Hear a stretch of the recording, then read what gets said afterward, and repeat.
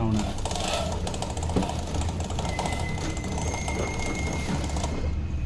hello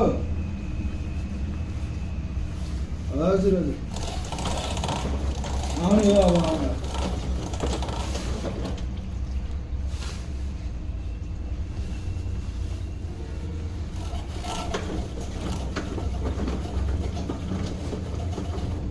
हो र